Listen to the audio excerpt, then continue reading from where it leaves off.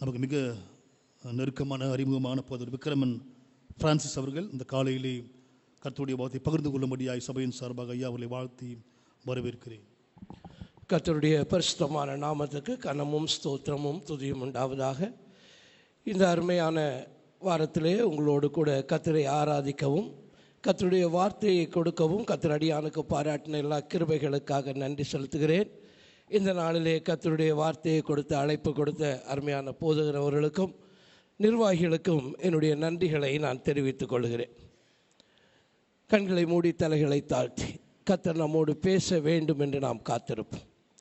இரக்கமும் கிருபையும் உள்ள நல்ல ஆண்டவரே, இதோ இந்த வருஷத்துடைய கடைசிக்கு எங்களை கொண்டு வந்திருக்கிறீங்க. இந்த வருடத்திலே நாங்கள் பல சவால்களை சந்தித்தோம், பல போராட்டங்கள் எங்கள் வாழ்க்கையில் இருந்தது, பல வியாதிகளுக்கு நாங்கள் முகம் கொடுக்க வேண்டியிருந்தது, சமாதானம் இன்மை எங்களுடைய குடும்பங்களிலே காணப்பட்டது. ஆனாலும் தேவன் தம்முடைய கிருபையினாலே இறங்கி தகப்பன் தன்னுடைய பிள்ளையை சுமந்து கொண்டு வருகிறதைப் போல எங்களை இம்மண்டும் நீர் கொண்டு வந்த தயவுகளை நினைத்து நாங்கள் உம்மை ஸ்தோத்தரிக்கிறோம்.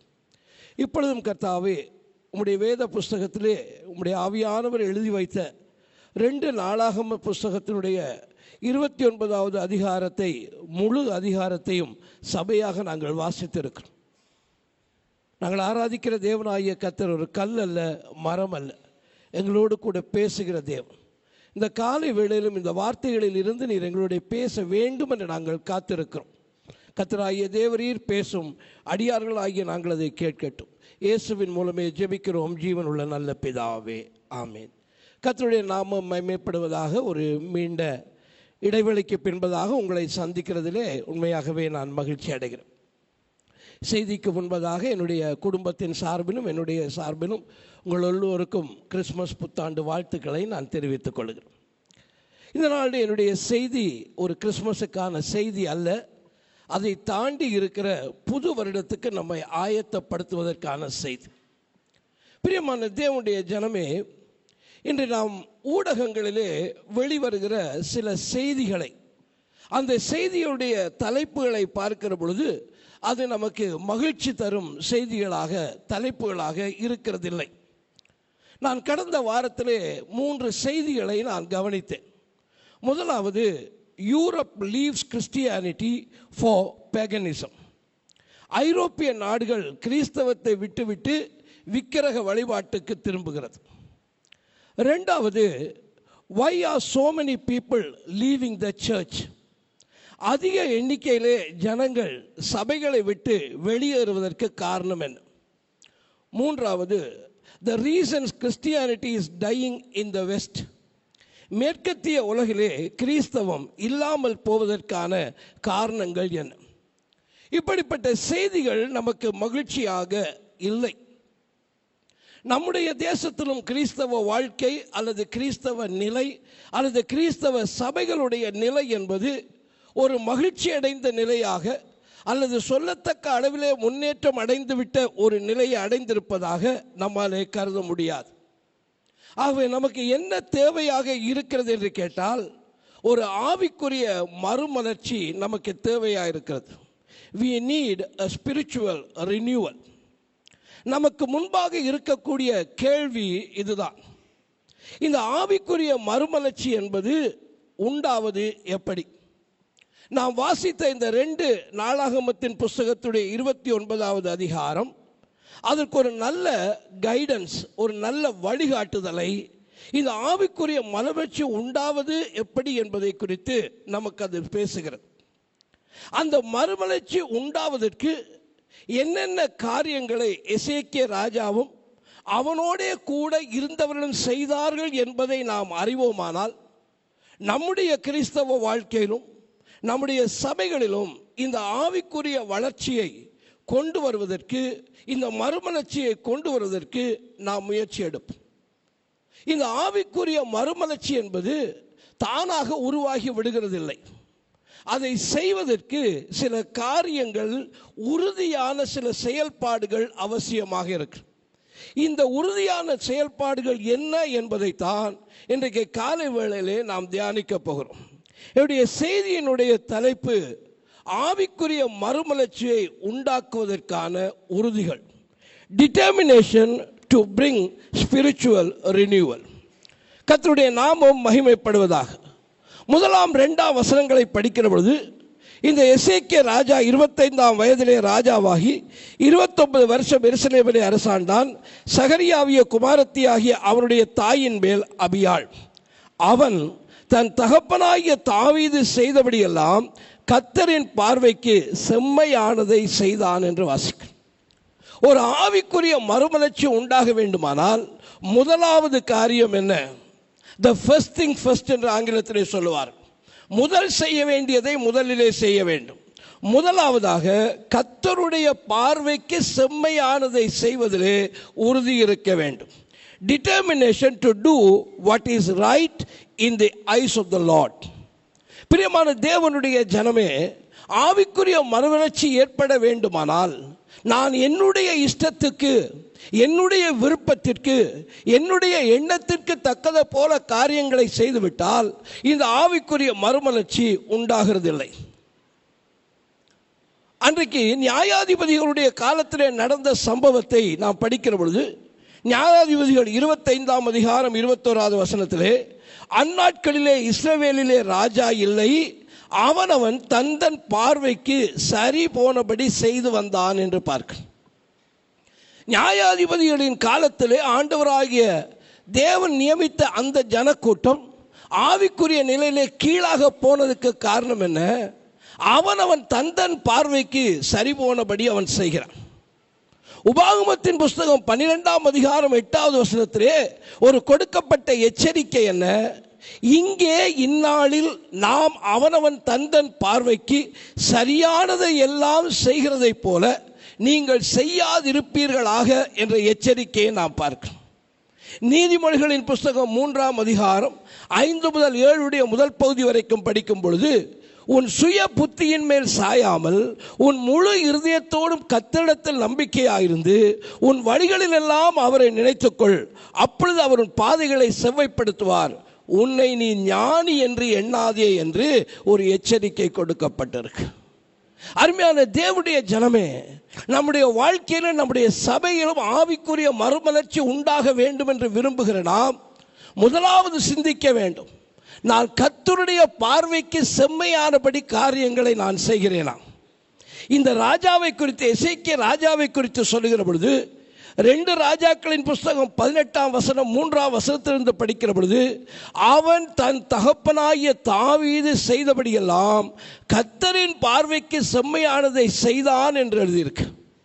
5வது வசனத்திலே, அவன் இஸ்ரவேலின் தேவனாகிய கர்த்தர் மேல் வைத்த நம்பிக்கையிலே அவனுக்கு முன்னும் இருந்த யூதாக்களின் ராஜாக்கள் எல்லாம் அவனை போல ஒருவனும் இருக்கவில்லை என்று எழுதப்பட்டிருக்கு. 6ஆம் வசனம், அவன் கர்த்தரை விட்டு பின்வாங்காமல் அவரை சார்ந்திருந்து கர்த்தர் மோசேக்கு கற்பித்த அவருடைய கற்பனைகளை கை கொண்டு நடந்தான்.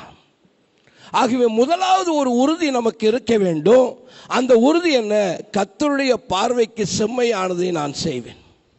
2வது காரியத்தை 3 முதல் 5 வசனங்களிலே நாம் படிக்கிறோம். அந்த வசனங்களிலே, அவன் தன்னுடைய ராஜ்ய பாரத்துடைய 1ஆம் வருஷம் 1ஆம் மாதத்திலே ஆலயத்தின் கதவுகளை திறந்து அதை பழுது பார்த்து ஆசாரியர்களையும் லேவியரையும் அழைத்து அவளை கிழக்கு வீதியிலே கூடிவரை செய்து அவர்களை நோக்கி, லேவியரே கேளுங்கள், நீங்கள் இப்பொழுது உங்களை பரிசுத்தம் பண்ணிக்கொண்டு உங்கள் பிதாக்களின் தேவனாகிய கர்த்தருடைய ஆலயத்தை பரிசுத்தம் பண்ணி அசுத்தமான பரிசுத்த ஸ்தலங்களிலிருந்து வெளியே எடுத்துக்கொண்டு போங்கள் என்று சொல்லுகிறார். 2வது உறுதி என்ன? பரிசுத்தம் பண்ணிக்கொள்வதிலே உறுதி, டிட்டர்மினேஷன் டு கான்சிக்ரேட். பிரியமான தேவனுடைய ஜனமே, அந்த எசேக்கியா ராஜா மூடி இருக்கிற ஆலயத்தின் கதவுகளை திறக்கிறான். அந்த ஆலயத்துடைய பிரதான பகுதி என்ன என்று கேட்டால் பரிசுத்த ஸ்தலம். ஆனால் அந்த பரிசுத்த ஸ்தலத்திலே என்ன இருந்தது? அசுத்தமானது பரிசுத்த ஸ்தலத்திலே இருந்தது. பரிசுத்த ஸ்தலம் என்பது பரிசுத்தமாக இருக்க வேண்டிய இடம். ஆனால் அங்கே பரிசுத்த ஸ்தலத்திலே பரிசுத்தத்துக்கு பதிலாக அசுத்தம் இருந்தது. அந்த ஆலயத்தின் கதவு மூடி இருந்த வரைக்கும் அந்த பரிசுத்த ஸ்தலத்திலே என்ன இருக்குன்னு யாருக்கும் தெரியாது. அந்த கதவு மூடி இருந்த வரைக்கும் அது உள்ள பரிசுத்தமாக தான் இருக்கும்னு நினைத்து கொண்டிருந்தார். ஆனால் ஒரு நாளிலே எசேக்கியா அந்த கதவுகளை திறந்த பொழுது அங்கே காணப்பட்டது என்ன? பரிசுத்தம் இருக்க வேண்டிய இடத்திலே அசுத்தம் இருந்தது. இந்த வருடத்துடைய இறுதிக்கு வந்துட்டோம் பிரியமானவர்களே. இந்த வருடத்துடைய இறுதிக்கு கர்த்தருடைய கிருபையினாலே நம்ம வந்துட்டோம். நம்முடைய இருதயத்தின் கதவுகளை நாம் திறந்து உள்ள என்ன இருக்குன்னு பார்க்க வேண்டிய நேரம்.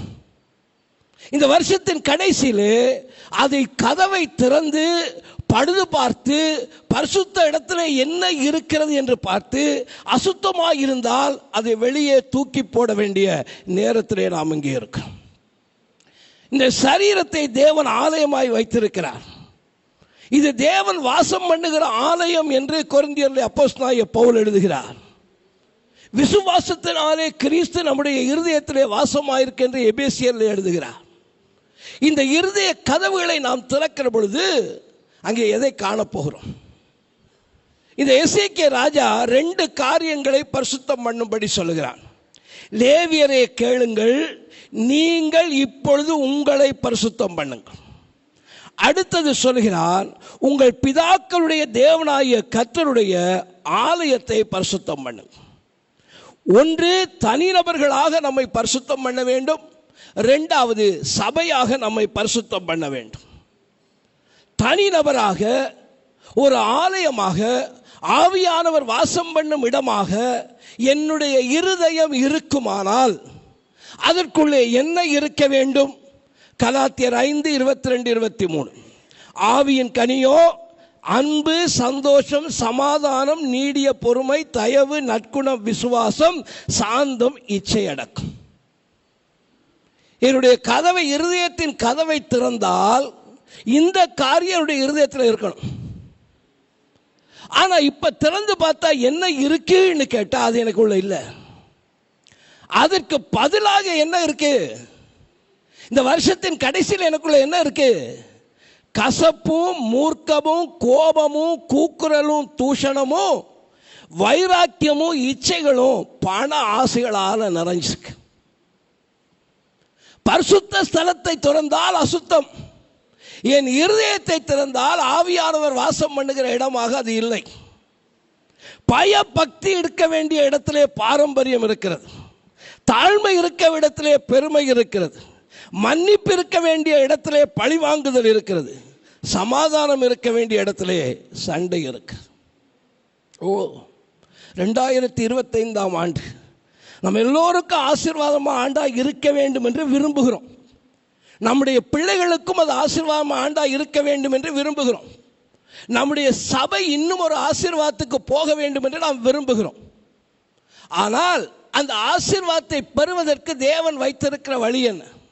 யோசுவா 3ஆம் அதிகாரத்திலே யோசுவா சொல்கிறார், யோசுவா ஜனங்களை நோக்கி உங்களை பரிசுத்தம் பண்ணிக்கொள்ளுங்கள், நாளைக்கு கர்த்தர் உங்கள் நடுவிலே அற்புதங்களை செய்வார் என்றார். அடுத்த ஆண்டு தேவனிடத்தில் இந்த அற்புதங்களை எதிர்பார்க்கிறீர்களா? நீங்கள் செய்ய வேண்டியது என்ன?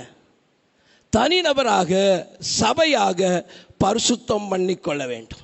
எபிரேயர் 12:14 யாவரோடு சமாதானமாக இருக்கவும் பரிசுத்தம் உள்ளவர்களாக இருக்கவும் நாடுங்கள், பரிசுத்தம் இல்லாமல் ஒருவனும் கர்த்தரை தரிசிப்பது இல்லை.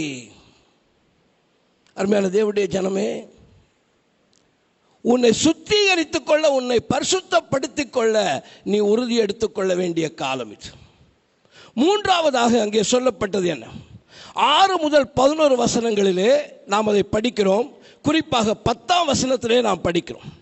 இப்பொழுது இஸ்ரவேலின் தேவனாகிய கர்த்தருடைய உக்கிர கோபம் நம்மை விட்டு திரும்பும்படி அவரோடே உடன்படிக்கை பண்ண என் மனதிலே நிர்ணயித்துக் கொண்டேன். 3ஆவதாக உடன்படிக்கையை புதுப்பித்துக் கொள்வதிலே உறுதி. Determination to renew your covenant.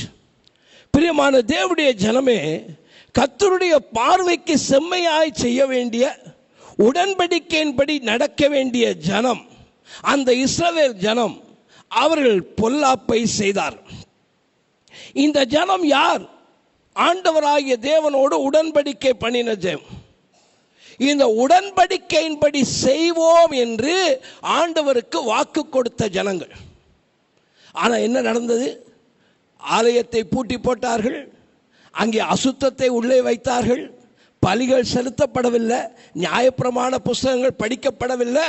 எல்லா கர்த்தரோடு நெருங்கி இருக்க வேண்டிய அந்த உடன்படிக்கையின் ஜனங்கள் கர்த்தரை தூரத்திலேயே வைத்துக் கொண்டார். முடிவென்ன? கர்த்தருடைய கோபத்துக்கு ஆளானார். கர்த்தருடைய கோபத்துக்கு ஆளாதனால உள்ள விளைவென்ன? துயரம், திகைப்பு, பழிப்பு, பட்டயம், இறுதியாக சிறையிருப்பு. அந்த வசனங்களிலே அவன் சொல்லுகிறான், தேவனாகிய கர்த்தர் உடன்படிக்கையின்படி நடக்கிற ஜனத்திற்கு ஒரு எச்சரிக்கையை கொடுத்தார். தேவன் உடன்படிக்கையை மட்டும் கொடுக்கலங்க. when he gave the covenant, with that he gave a warning. லேவியர் 26:12-15 என் உடன்படிக்கையை 15 வசனத்திலே என் கட்டளைகளை வெறுத்து உங்கள் ஆத்துமா நியாயங்களை ஆலோசித்து என் கற்பனைகளை எல்லாவற்றின் செய்யாதபடிக்கு என் உடன்படிக்கையை நீங்கள் மீறி போடுவீர்களானால். எதுவரைக்கும் நீங்கள் என்னுடைய ஜனமாக இருப்பீங்க? எதுவரைக்கும் நான் உங்கள் நடுவில் உலாவி இருப்பேன்? இந்த உடன்படிக்கைக்கு நீங்கள் உண்மையாக இருக்கிற வரைக்கும். அருமையான தேவ ஜனமே, ஞானஸ்தானத்தின் போது பண்ணின உடன்படிக்கைக்கு நீங்கள் உண்மையாக இருக்கிறியா? திருமணத்தின் போது பண்ணின உடன்படிக்கைக்கு நீ இன்றைக்கு உண்மையாக இருக்கிறியா? ஒவ்வொரு வருஷத்தினுடைய தொடக்கத்தில் தேவனுடைய ஆலயத்தில் வந்து செய்த உடன்படிக்கைகளுக்கு உண்மையாக இருக்கிறோமா? உடன்படிக்கைக்குள்ள என்ன இருக்குது? கர்த்தருடைய பிள்ளைகளுக்கு இன்னைக்கு உடன்படிக்கைக்கு என்ன இருக்குன்னே தெரியல. உடன்படிக்கைக்கு செவிகொடாமல், கர்த்தருடைய கட்டளைகளின்படி செய்யாமல், கட்டளைகளை வெறுத்து அவற்றை ஆலோசித்து உடன்படிக்கையை மீறி போடும் பொழுது, அதே லேவியர் 26:16 ஆண்டவர் சொல்கிறார், நான் உங்களுக்கு செய்வது என்னவென்றால் கண்களை பூத்து போக பண்ணுகிறதற்கும் இருதயத்தை துயரப்படுத்துகிறதற்கும் திகிலையும் ஈழையும் காய்ச்சலையும் உங்களுக்கு வர பண்ணுவேன். நீங்கள் விதைக்கும் விதை விருதாவாயிருக்கும், உங்கள் சத்துருக்கள் அதன் பலனை தின்பார்கள். நான் உங்களுக்கு விரோதமாக என் முகத்தை திருப்புவேன், உங்கள் சத்துருக்களுக்கு முன்பாக முறிய அடிக்கப்படுவீர்கள், உங்கள் பகைஞர் உங்களை ஆளுவார்கள், துரத்துவார் இல்லாதிருந்தும் ஓடுவீர்கள். இவ்விதமாய் நான் உங்களுக்கு செய்தோம், இன்னும் நீங்கள் எனக்கு செவி கொடாதிருந்தால் உங்கள் பாவங்களின் நிமித்தம் பின்னும் ஏழத்தனையாக உங்களை தண்டித்து உங்கள் வல்லமையின் பெருமையை முறித்து உங்கள் வானத்தை இரும்பை போலவும் உங்கள் பூமியை வெண்கலத்தை போலவும் ஆக்குவேன் என்று தேவன் சொன்னார். இதே காரியம் எசேக்கியாவுக்கு முன்னிருந்த ஜெனரேஷனுக்கு நடக்கிறது, அந்த தலைமுறைக்கு நடக்கிறது. அதனால எசேக்கியா சொல்லுகிறான், எங்கள் பிதாக்கள் நடந்ததை போல நமக்கு நடக்காமல் இருக்க வேண்டுமானால் நான் அவரோடே உடன்படிக்கை பண்ணின அந்த உடன்படிக்கையை புதுப்பித்துக் கொள்ள என் மரணத்திலே என்னுடைய மனதிலே நான் நிர்ணயித்துக் கொண்டேன். என்னுடைய இருதயத்திலே ஆண்டவரோட பண்ணின உடன்படிக்கையை நினைச்சு பார்க்க, அதுக்கு உண்மை உள்ளவனா இருக்கிறேனா? உடன்படிக்கையை புதுப்பித்துக் கொள்ள அவன் தீர்மானம் பண்ணுகிறான். இன்றைக்கு நானும் நீங்களும் உடன்படிக்கையின் ஜனங்கள். இந்த உடன்படிக்கையின் ஜனங்களா இருக்கிறனால தான் ஞாயிற்றுக்கிழமை இங்கே வந்து உட்கார்ந்துருக்கோம். இல்லைன்னா இன்னைக்கு நீங்கள் இருக்க இடம் வேற, நான் இருக்க வேண்டிய இடம் வேற, எங்கெங்கேயோ இருந்திருப்போம். ஆனால் உடன்படிக்கையின் ஜனமாக ஒரு உடன்படிக்கையின் ஜனம் எங்க பேர் வழின்னு இங்கே வந்து உட்கார்ந்துருக்கோமா, இல்லை உண்மையாக உடன்படிக்கையில் இருக்கிறோம்? When was the last time you renewed your covenant with God? தேவனோடு நீ பண்ணின உடன்படிக்கையை கடைசியா எப்போ புதுப்பித்துக் கொண்டாய்? ஞானஸ்நானத்துள்ளே தொட்டிக்குள்ளே இறங்கும் பொழுது அந்த உடன்படிக்கையை அறிக்கை செய்தாயே, இந்த வருடம் முழுவா அந்த உடன்படிக்கையின் நடந்தாயா? அடுத்த வருஷம் அப்படித்தான் போதா? உடன்படிக்கையை புதுப்பித்துக் கொள்வதிலே நமக்கு உறுதி இருந்தால் மாத்திரம்தான் ஆவிக்குரிய மறுமலர்ச்சி உண்டாகும். 4வது காரியத்தை நாம் 15 வசனத்திலே படிக்கிறோம். அதில் 14 வசனத்துடைய இறுதி பகுதியில் படிக்கும் பொழுது, ஆகிய லேவியர் எழும்பி தங்கள் சகோதரரை கூடி வர செய்து பரிசுத்தம் பண்ணிக்கொண்டு கர்த்தருடைய வசனங்களுக்கு ஒத்த ராஜாவுடைய கற்பனையின்படியே அவருடைய ஆலயத்தை சுத்திகரிக்க வந்தார். நான்காவதாக, கட்டளைகளுக்கு கீழ்ப்படிவதிலே உறுதி. Determination to obey the commands.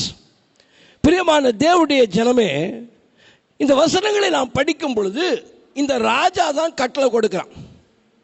உங்களை பரிசுத்தம் பண்ணிக்கொள்ளுங்க, ஆலயத்தை பரிசுத்தம் பண்ணிக்கொள்ள வாங்க என்று ராஜா தான் கட்டளை கொடுக்கிறான். இந்த ராஜாவுடைய கட்டளையை ஜனங்கள் ஆராய்ந்த போது அந்த ராஜாவுடைய கட்டளை கர்த்தருடைய கட்டளைக்கு ஒத்திருந்தது. இந்த வசனத்தை கவனிச்சு பாருங்க. கர்த்தருடைய வசனங்களுக்கு ஒத்த ராஜாவுடைய கட்டளை. இந்த ராஜா கர்த்தருடைய கட்டளைக்கு விரோதமான ஒரு கட்டளையை சொல்லி இருந்தால் உடன்படிக்கை ஜனங்கள் நீங்க செய்ய வேண்டியதில்லை. ஆனால் ராஜாவுடைய கட்டளை உடன்படிக்கைக்கு ஒத்ததாக இருந்தால், கர்த்தருடைய வார்த்தைக்கு ஒத்ததாக இருந்தால் நீங்கள் கீழ்ப்படிய வேண்டிய அவசியம் இருக்கிறது. பிரியமானவர்களே, பரிசுத்த ஸ்தலத்தை திறந்தார்கள். அங்கே அசுத்தம் இருக்கிறது என்று பார்த்தாகிவிட்டது. அதை சுத்திகரிக்க வேண்டும் என்கிற ராஜாவுடைய கட்டளை வந்துவிட்டது. ராஜாவுடைய கட்டளை கர்த்தருடைய கட்டளையாக இருக்கிறது என்று ஒத்துக்கொண்டாகியாச்சு. இப்போ என்ன செய்யணும்? சுத்திகரிக்கணுமா வேண்டாமா என்று ஒரு கூட்டம் போட்டு விவாதிப்போமா? ஒரு சுத்திகரிப்பு கமிட்டி போட்டுருவோமா? சுத்திகரிப்பு செய்வதற்கு திறமையான ஆட்களை வாடகைக்கு பிடிப்போமா என்று யோசிப்பதா, அல்லது உடனடியாக காரியத்தில் இறங்குறதா? எது சரியா இருக்கும்? எது சரி? What is your denomination? Where you are determined? கர்த்தருடைய வசனத்தின்படி சுத்திகரிச்சு ஆகணும்னு தெரியும். ராஜாவும் கட்டளை கொடுத்தாச்சு. இப்போ யோசிப்போம், பண்ணுவோமா வேணாமா? ஆனால் அங்கே என்ன நடந்தது? எசேக்கியாவுடைய காலத்திலே லேவியர் எழும்பி பரிசுத்தம் பண்ணிக்கொண்டு சுத்திகரிக்க வருகிறார். ஆசாரிகள் ஆலயத்தை சுத்திகரிக்கும்படி உள்ளே பிரவேசித்து கர்த்தருடைய ஆலயத்திலே கண்ட சகல அசுத்தங்களையும் வெளியே கர்த்தருடைய ஆலய பிரகாரத்துக்கு கொண்டு வருகிறார். லேவியர்கள் அதை எடுத்துக்கொண்டு வெளியே கீதரோன் ஆட்டுக்கு கொண்டு போகிறார்கள். அந்த வசனங்களை படிக்கிற பொழுது ஒரு குறிக்கப்பட்ட நாளிலே இந்த சுத்திகரிப்பை ஆரம்பித்தார்கள், ஒரு குறிக்கப்பட்ட நாளிலே அதை சுத்திகரித்து முடித்தார்கள் என்று நம்ம வாசிக்கிறோம். ராஜாவினுடைய கட்டளையின்படி ராஜாட்ட போய் சொல்றாங்க, ஐயா நீங்க சொன்னபடி நாங்கள் அதை சுத்திகரித்து முடித்து விட்டோம் என்று சொல்லுகிறார். they were not postponed. இருக்கட்டும், அடுத்த மாதம் பண்ணுவோம். இருக்கட்டும், இன்னும் லீவு நாள்லாம் பிள்ளைகளுக்கு வரும், அன்னைக்கு பண்ணுவோம்.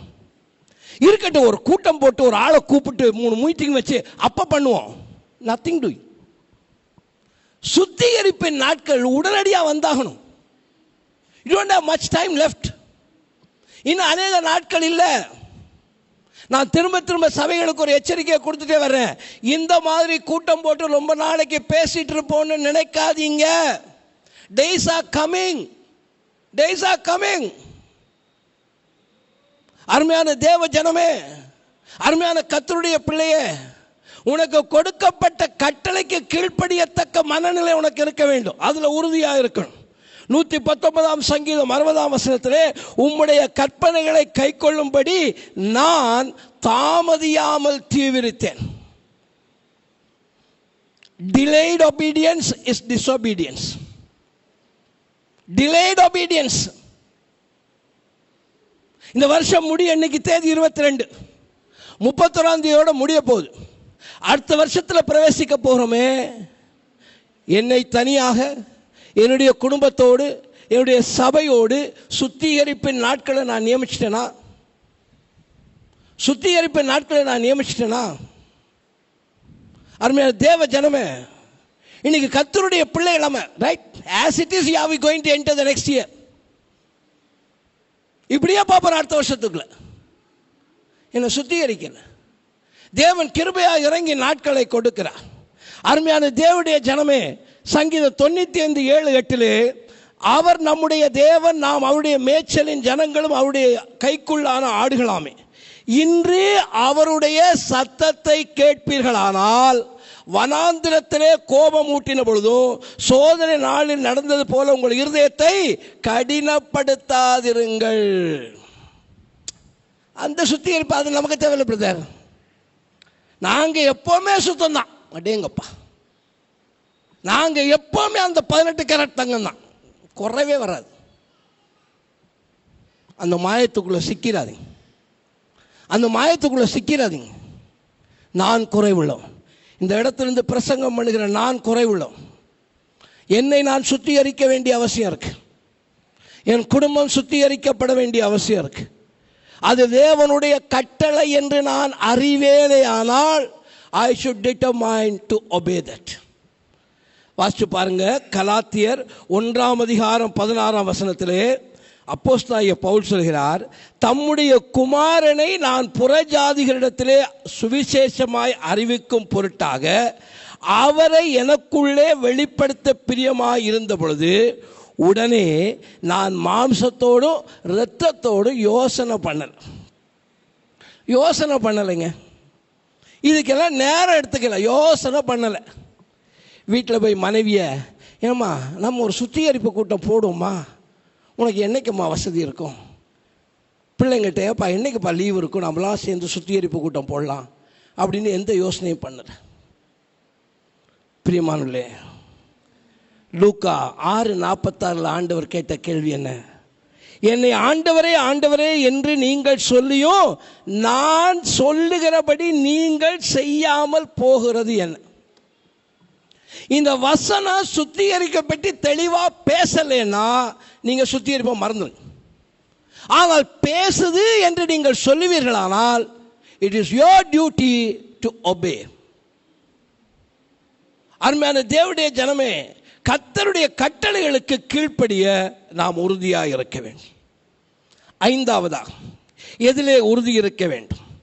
20 முதல் 24 வசனங்களிலே, அதில் குறிப்பாக 21ஆம் வசனத்தை படிப்பீர்களானால், அப்பொழுது ராஜ்ய பாரத்திற்காகவும் பரிசுத்த ஸ்தலத்திற்காகவும் யூதாவிற்காகவும் 7 காளைகளையும் 7 ஆட்டுக்கடாக்களையும் 7 ஆட்டுக்குட்டிகளையும் 7 வெள்ளாட்டுக்கடாக்களையும் பாவ நிவாரண பலியாக கொண்டு வந்தார். அவர்கள் அவைகளை கர்த்தருடைய பலிபீடத்தின் மேல் பலியிடுங்கள் என்று அவன் ஆசாரியராகிய ஆரோன் புத்திரருக்கு சொன்னான். அப்படியே ஆசாரியர்கள் காளைகளை அடித்து அந்த இரத்தத்தை பிடித்து பலிபீடத்தில் தெளித்தார்கள் என்று வாசிக்கிறோம். இது எதை காட்டுகிறது? 5வது நமக்கு இருக்க வேண்டிய உறுதி என்ன தெரியுமா? பரிபூர்ணமாக ஒப்பு கொடுக்க உறுதியாக இருக்கும். Determine to surrender perfectly. இன்னைக்கு கர்த்தருடைய பிள்ளைகளாகிய நாம எப்படி நம்மை ஒப்பு கொடுத்திருக்கிறோம்? நீங்க அதை படிக்கும்போது 7-7-7 வரும். 7 காளை, 7 ஆட்டுக்கடா, 7 ஆட்டுக்குட்டிகள், 7 வெள்ளாட்டுக்கடான்னு இருக்கு. 7 என்பது பரிபூர்ணத்தினுடைய அடையாளம். இங்கே பலி செலுத்தல் என்பது ஒரு அடையாளத்திற்காக இருக்கல. பலி செலுத்தணுப்பா அதுக்காக கொண்டு வா இல்லை, அது ஒரு பரிபூர்ண அர்ப்பணிப்போடு இருக்குது. இன்றைக்கு என்ன நமக்கு இருக்கு? ஓ சண்டே ஆராதனை போயிட்டு வந்துட்டோம், ஃபினிஷ்ட், முடிஞ்சு, அவ்வளோதான். அதை தாண்டி என்னுடைய கிறிஸ்தவம் இல்லை. சண்டே சர்ச்சுக்கு போயிட்டேன், சந்தோஷம். சாப்பாட்டுக்கு முன்னாடி ஜெபம் பண்ணிட்டேன், நைட்டு படுக்கைக்கு முன்னாடி ஜெபம் பண்ணிட்டேன், சந்தோஷம். We are satisfied with that. ஒரு பரிபூர்ண அனுபவத்துக்குள்ள இன்னும் நம்ம போக மாட்டேங்கிறோம். பிரியமான தேவனுடைய ஜனமே, ஒரு நிகழ்ச்சியை நடத்தி விட்டோம் என்பதல்ல முக்கியம். எவ்வளவு தூரம் அதில் பரிபூர்ணம் இருந்தது, எவ்வளவு தூரம் அதில் டெடிகேஷன் இருந்தது, எவ்வளவு தூரம் அதில் அர்ப்பணம் இருந்தது, அதுதான் முக்கியம். அருமையான தேவனுடைய ஜனமே, தேவனிடத்தில் அன்பு கூறுதல் எப்படி இருக்கணும்? உபாகமம் 6:5, நீ உன் தேவனாகிய கர்த்தரிடத்தில் முழு இருதயத்தோடும் முழு ஆத்மாவோடும் முழு பலத்தோடும் அன்பு கூறுவாயாக. எங்கேயாவது முடிஞ்சா பண்ணு, 50% பண்ணு, 25% பண்ணு, ஏதாவது பர்சன்டேஜ் கணக்கு இருக்கா? இல்லை. இந்த அர்ப்பணம் தாங்க தேவை, இந்த பரிபூர்ணம் தான் இன்னைக்கு நமக்கு தேவை. இந்த பரிபூர்ணத்தில் வர்றதுக்குள்ள நம்ம உறுதியாக இருக்கணும். தேவனை சேவிப்பது எப்படி இருக்கணும்? உபாகமத்தின் புத்தகம் 10:12 இப்பொழுது இஸ்ரவேலே உன் தேவனாகிய கர்த்தருக்கு பயந்து அவர் வழிகள் எல்லாம் நடந்து அவரிடத்தில் அன்பு கூர்ந்து உன் முழு இருதயத்தோடும் உன் முழு ஆத்மாவோடும் உன் தேவனாகிய கர்த்தருக்கு கர்த்தருடைய கட்டளைகளை காத்து நடப்பதற்கு எப்படி இருக்கணும்? உபாகமம் 26:16 இந்த கட்டளைகளின்படியும் நியாயங்களின்படி நீ செய்யும் பொருட்டு இன்று உன் தேவனாகிய கர்த்தர் உனக்கு கட்டளை இடுகிறார். ஆகையால் உன் முழு இருதயத்தோடு உன் முழு ஆத்துமாவோடும் அவைகளை காத்து நடக்கணும். கர்த்தருடைய சத்தத்துக்கு எப்படிமா செவி கொடுக்கணும்? எப்படி செவி கொடுக்கணும்? பாதி நேரம் செல்ஃபோனை நோண்டிக்கிட்டே செவி கொடுக்கணும். பாதி நேரம் அப்படியே கண்ணை அங்கங்கே அலைய விட்டுட்டே செவி கொடுக்கணும். இதுவா வேதம் சொல்லுது? உபாகமம் 30:2. உபாகமம் 30:2. உன் தேவனாகிய கர்த்தரிடத்துக்கே திரும்பி இன்று நான் உனக்கு கற்பிக்கிறபடி நீயும் உன் பிள்ளைகளும் உன் முழு இருதயத்தோடும் உங்கள் முழு ஆத்மாவோடும் கர்த்தருடைய சத்தத்துக்கு செவி கொடுத்தால். எல்லாத்துலையும் அங்கே ஒரு முழுமையை பார்க்கணும். நம்முடைய மறுரூபமாதல் எப்படி இருக்கணும்? நம்முடைய டிரான்ஸ்ஃபர்மேஷன் எப்படி இருக்கணும்? ரோமர் 12:1-2. அப்படி இருக்க சகோதரரே, நீங்கள் உங்கள் சரீரங்களை பரிசுத்தமும் தேவனுக்கு பிரியமான ஜீவ பலியாக ஒப்புக் கொடுக்க வேண்டும் என்று தேவனுடைய இரக்கங்களை முன்னிட்டு உங்களை வேண்டிக் கொள்கிறேன். இதுவே நீங்கள் செய்யத்தக்க புத்தி உள்ள யாரால். நீங்கள் இந்த பிரபஞ்சத்திற்கு ஒத்த வேஷம் தெரியாமல் தேவனுடைய நன்மையும் பிரியமும் பரிபூர்ண சித்தம் என்னென்று பகுத்தறியத்தக்கதாக உங்கள் மனம் புதிதாகிறதுனாலே மறுரூபமாங்க. அருமையான தேவஜனமே, கர்த்தரை பரிபூர்ணமாக அர்ப்பணத்தோடு இந்த இடத்துல இருக்க உறுதி இருக்கா? கர்த்தருடைய பரிபூர்ணத்தை இன்னைக்கு முழு காரியம் முழுதுன்னு சொல்லப்பட்டிருக்கு. அந்த பரிபூர்ணத்தோடு கர்த்தரை தொழுது கொள்வதற்கு நானும் நீங்கள் உறுதி எடுத்திருக்கோம். வருஷத்தின் கடைசியில் என்னுடைய இருதயத்தை திறந்து பாருங்க. இருக்க வேண்டிய அந்த உறுதி இல்லைன்னா செய்கையில வராது. இருதயத்தில் அந்த உறுதி இல்லைன்னா வராது. ஆனால் அங்கே என்ன இருக்கு? முடிஞ்சா பார்ப்போம். ஹவு மச் ஐ ட்ரை அவ்வளோதான். அது சக்ஸஸ் ஆகுதோ ஆகலையோ அது வேற விஷயம். I don't give 100% to God. No. என்னுடைய கன்வீனியன்ட். ஏன் இன்னைக்கு இந்த இடத்துல காலியாக இருக்கு? ஏன் இந்த இடம் காலியாக இருக்கு? ஏன் இந்த சபைக்கு நியமிக்கப்பட்டவங்க எங்க? Because they have not committed themselves to God more than they want their convenient. இப்போ கொஞ்சம் பனி அதிகம், ஆலயத்துக்கு போகிறதோட தூக்கிட்டு படுக்கலாம். இருந்தாலும் என்ன இருக்கு?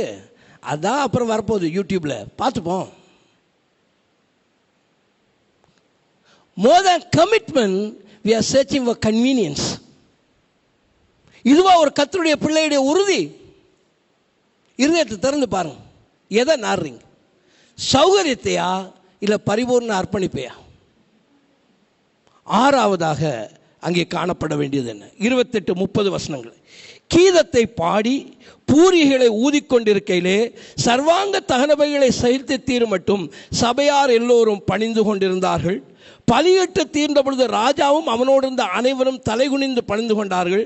பின்பு எசேக்கியா ராஜாவும் பிரபுக்களும் லேவியரை நோக்கி, நீங்கள் தாவீதும் ஞான சிருஷ்டிக்காரனாகிய ஆசாபும் பாடின வார்த்தைகளாலே கர்த்தரை துதியுங்கள் என்றார். அப்பொழுது மகிழ்ச்சியோடே துதி செய்து தலை குனிந்து பணிந்து கொண்டார். ஆறாவது, அர்ப்பணிப்புடன் ஆராதனை செய்ய உறுதி. Determination to worship டெடிகேட்லி.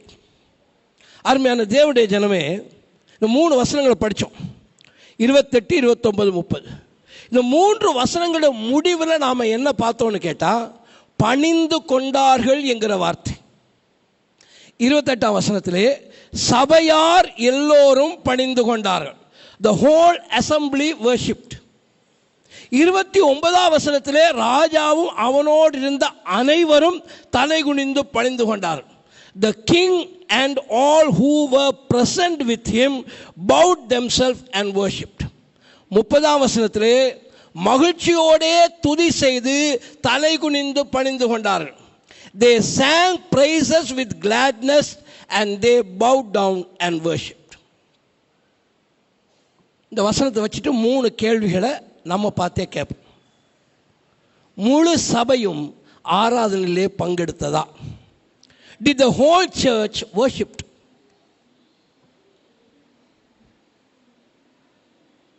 முழு சபையுமே இன்னைக்கு ஆராதனையில் பங்கெடுத்தீங்களா?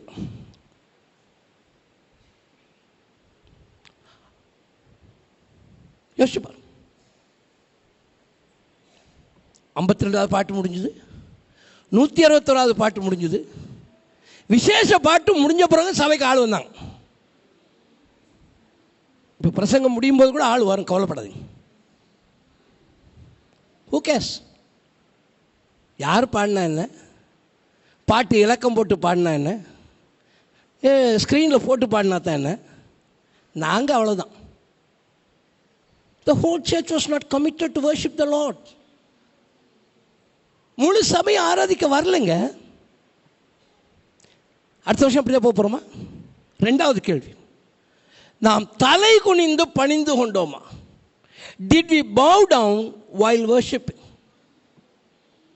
உண்மையான அர்ப்பணிப்பு இருந்ததா?